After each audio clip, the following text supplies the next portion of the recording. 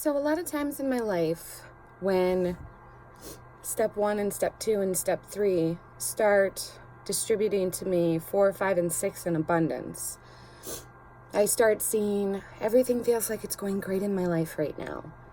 And the way I used to react to that was, okay, we're going to be on the defenses, prepare for shit to hit the fan, prepare for the shoe to drop, prepare for the whole floor coming out from underneath you.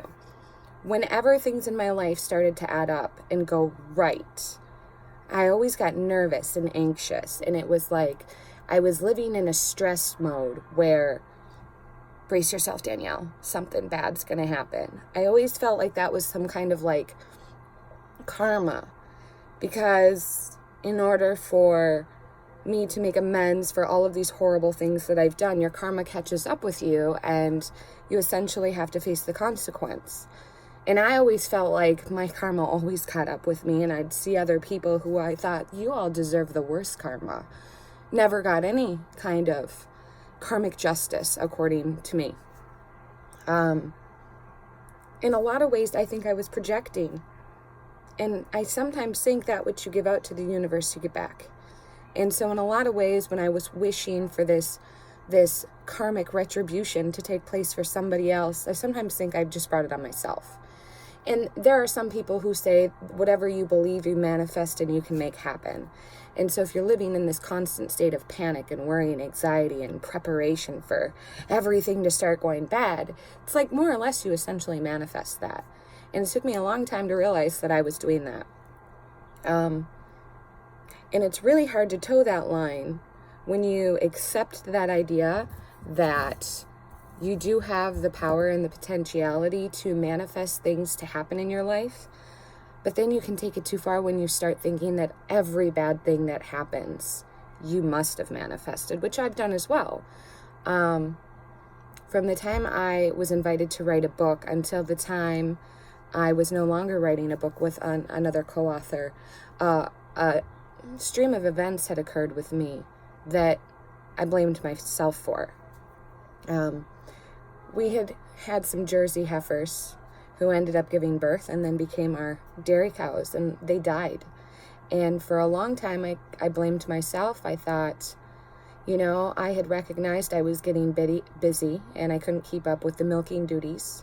I was trying to be a little farmer milkmaid / writer, blogger, podcaster, super mom, homeschool mom, all of that jazz. And I felt like my plate was just getting too full. And so when they got sick and they died, a little bit of me felt relief. And then the whole rest of me felt like I had done something wrong. I had done this. I had asked for this. I deserved this because I had committed to this responsibility and I should have prevented it from happening. And so we do things like that. And so we have to toe this line where we understand that our thoughts, anything we believe in. Danny Prada said this. He's this incredible pastor at Heartway Church in Florida. And he said this thing. He said, whatever you believe in, you give power to. And I believe that. And I've seen that happen. And so that's just, it's a tension that we have to be careful of. There is a paradigm that we are to maintain when it comes to our thoughts. We take the negative thoughts captive and lock them away and try and not let those play on repeat. But then it's those positive thoughts that we continue to reinforce. That's by giving ourselves a positive internal message and by even giving yourself a positive daily intention. And just what my other friend Will Rucker says is just seeing everything that is in abundance. And, just instead of seeing the problems, I'm going to bounce back to something my friend Danny Prada says too, instead of seeing all the problems out there in which we can start manifesting more problems, that we just see God's grace. And so just remember that. You build the internal messages that you feed to yourself.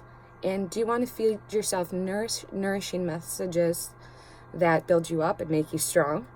Or do you just want to feed yourself a bunch of junk, Cheetos and potato chips and candy bars and and things that just make you feel icky. So there's a tension. You manifest mentally what you want, what you put out into that world. But if you're not careful with the negativity you send out, it might come back. But just remember, all of the negativity isn't just on you. Sometimes shit just happens.